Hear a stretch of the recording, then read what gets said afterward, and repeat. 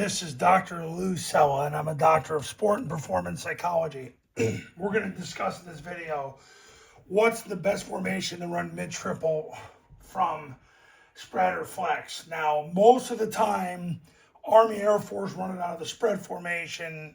However, and I've said this in other videos, my clients really like running it out of flex.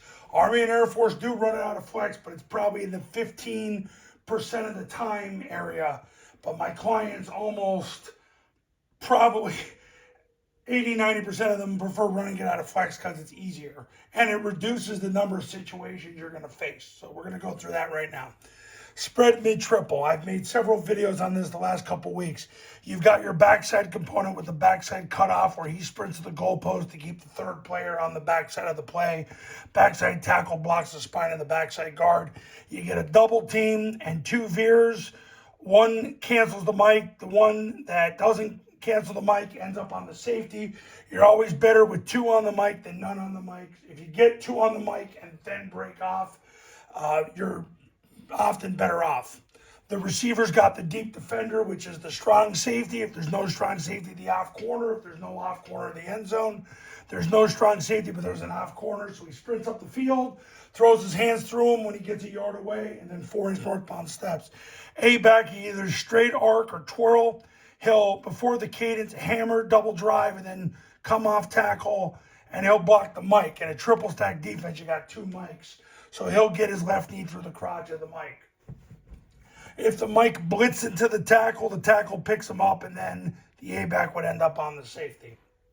So one guy's going to block this mic, one guy's going to block this mic, one guy's going to block this safety. If you become a client, we go through the scenarios. There's a 6-phase scenario progression on mid-triple where we cover all the scenarios within 6 phases so your players implicitly and functionally learn how to do this. And then you got the 3-on-2 against number 1 and number 2. The read, number 1 is from a 2 technique out, and then the pitch key, number 2 is the player next to number 1. So, quarterback will take the snap, jump backside, point the ball. The B will sprint through the ball, sprint through the play side, hip of the guard, sprint through the end zone. If one can tackle the B back, the quarterback will reseat the ball, run off tackle, and then run to the end zone. And if 2 can tackle him, he'll stop his feet, flick the ball across his pec to the A-back coming around. This A-back will hammer at the snap, double drive, and then turn up at 60 degrees. He's going as fast as he can. By the 4th step, he's expecting the ball. He better catch it, hit the seam, and score. So that's spread mid-triple. Let's take a look at flex mid-triple. It's the same thing, but now it makes it easier on the A-back because now the A-back, he twirls and then blocks the corner automatically. The receiver, now all he does is he veer releases to the mic, gets his left knee through the crotch, left hand to the stomach, 4-inch northbound steps. If this guy enters the tackle, then what will happen is the receiver would end up on the safety. The tackle would cancel that mic. The tackle doesn't chase the mic. The tackle simply is looking to go to the first mic, then to the safety. However, if that mic runs into him, that's what ends up happening. That's the only difference. My clients like this because it reduces scenarios, especially double run support, because you create the extra gap.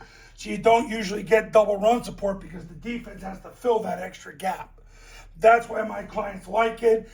It makes him automatic on the corner. The receiver, it puts a little more on him, but to be honest with you, my clients prefer it to be on the receiver than the A-back.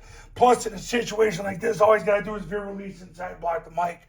If that guy runs into the tackle, then he just breaks off to the safety. So that's flex mid-triple. So which one is right for you? My clients prefer this. Army and Air Force prefer this. However, they utilize both. So that's a decision you'll have to make. If you want my take on it, go with Army and Air Force because they're millionaires and you ain't. Now, if you want to win big in 2025, give me a call, 570-332-0265, and go to tripleoptionfootball.com to learn how the in-person camps work, how the online camps work, and how the Triple Option Football Academy works. I'll see you in the next video. Talk soon.